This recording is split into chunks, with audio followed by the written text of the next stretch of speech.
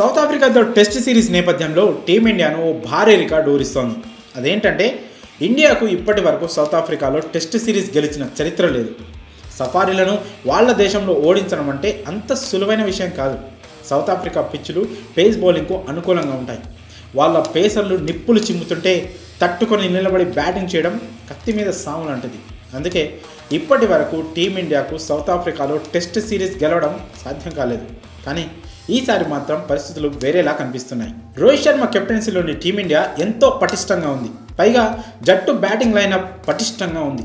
టీంకు మూలస్తంభమైన Virat Kohli super ఫామ్లో ఉన్నాడు. అలాగే బౌలింగ్ విభాగం, బ్యాటింగ్ మిడిల్ ఆర్డర్, స్పిన్ విభాగం అంతా ఎంతో బలంగా ఉన్నాయి. మరోవైపు సౌత్ ఆఫ్రికా సైతం బలంగానే ఉన్న టీమిండియానే ఎక్కువ స్ట్రాంగ్గా కనిపిస్తోంది.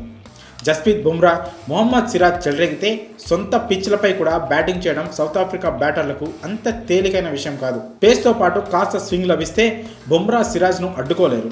అలాగే టీమిండియా బ్యాటింగ్లో రోహిత్ శర్మ, జైస్వాల్, గిల్, కోహ్లీ, శ్రేయస్ అయ్యర్, కేఎల్ రాహుల్, జడేజా ఇలా యంగ్ అండ్ సీనియర్ ఆటగాళ్లతో ఎంతో పటిష్టంగా ఉంది టీమిండియా. అయితే ప్రస్తుతం టీమిండియాలో ఇద్దరు స్టార్ ఆటగాళ్లు రోహిత్ శర్మ, విరాట్ కోహ్లీపైనే ఎక్కువగా జట్టు ఆధారపడడం మాత్రం ఖాయం. ఎందుకంటే ఎంత టాలెంట్ ఉన్నా, ఎంత ఫామ్లో ఉన్నా సౌత్ ఆఫ్రికా పిచ్లపై ఆడాలంటే కాస్త అనుభవం ఉండాల్సిందే.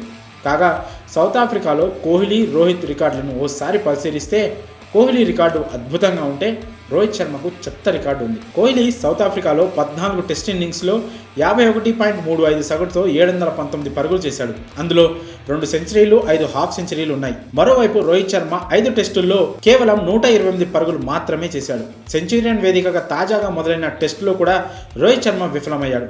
కేవలం 5 పరుగులు మాత్రమే చేసి అవుట్ అయ్యాడు.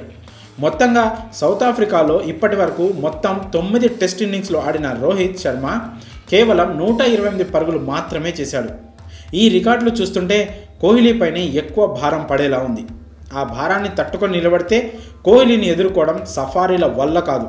అలానే హిట్మ్యాన్ సైతం ఫామ్లోకి వస్తే టీమిండియాను అడ్డుకోవడం సౌత్ ఆఫ్రికా తరం కూడా కాదని క్రికెట్ అభిమానులు అంటున్నారు. మరి టెస్ట్ సిరీస్లో కోహ్లీ తన రికార్డును కొనసాగిస్తాడని, రోహిత్ తన బ్యాడ్ రికార్డును మార్చుకుంటాడని మీరు భావిస్తున్నారా? మీ అభిప్రాయాలను కామెంట్స్ రూపంలో తెలియజేయండి.